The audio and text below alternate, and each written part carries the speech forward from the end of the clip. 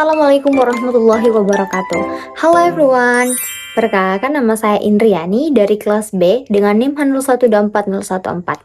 Pada kesempatan kali ini, saya akan membahas tentang prinsip-prinsip perkembangan serta implikasinya dalam dunia pendidikan. Materi ini sangat penting, terutama bagi seorang pendidik, karena setiap peserta didik memiliki proses perkembangan yang berbeda-beda. Dengan memahami hal ini, guru tidak hanya mengajar, tetapi juga mampu menyesuaikan cara mengajar sesuai kebutuhan dan kemampuan siswa. Perkembangan adalah proses perubahan pada individu yang terjadi secara bertahap, berkelanjutan, dan menuju kematangan. Perubahan ini mencakup berbagai aspek seperti fisik, kemampuan berpikir, emosi, dan juga sosial. Perkembangan berlangsung sejak seseorang lahir hingga dewasa, bahkan sepanjang hidupnya. Proses ini dipengaruhi oleh faktor internal seperti genetik atau bawaan, serta faktor eksternal seperti lingkungan, keluarga, sekolah, dan masyarakat.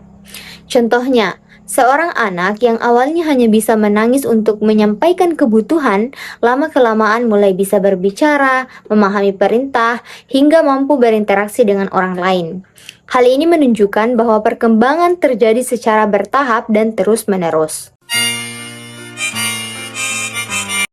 Prinsip yang pertama, perkembangan bersifat berkesinambungan.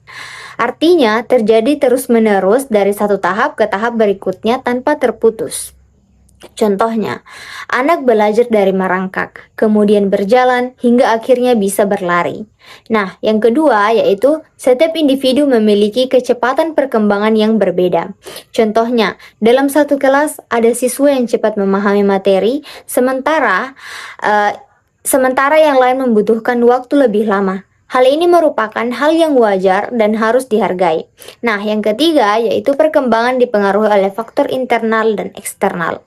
Contohnya, kemampuan anak dipengaruhi oleh bakat yang dimiliki, serta lingkungan keluarga dan sekolah yang mendukung atau tidak. Yang keempat yaitu perkembangan berlangsung dari yang sederhana ke kompleks. Contohnya, anak belajar mengenal huruf terlebih dahulu sebelum mampu membaca kalimat dan memahami isi bacaan.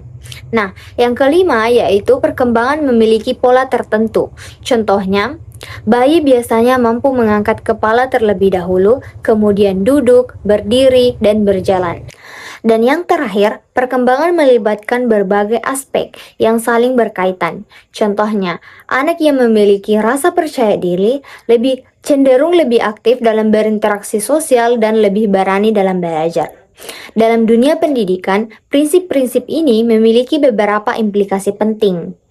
Nah, yang pertama yaitu guru harus memahami bahwa setiap siswa itu unik, sehingga tidak bisa menggunakan satu metode pembelajaran untuk semua siswa. Nah, yang kedua yaitu perkembangan harus sesuai dengan tahap perkembangan siswa. Contohnya, anak sekolah dasar lebih mudah memahami materi melalui gambar, cerita, atau permainan dibandingkan penjelasan yang terlalu abstrak. Nah, yang ketiga yaitu lingkungan belajar harus dibuat nyaman, aman, dan mendukung agar siswa dapat berkembang secara optimal, baik secara akademik maupun sosial. Nah, yang keempat yaitu guru perlu memberikan stimulus atau rangsangan yang tepat.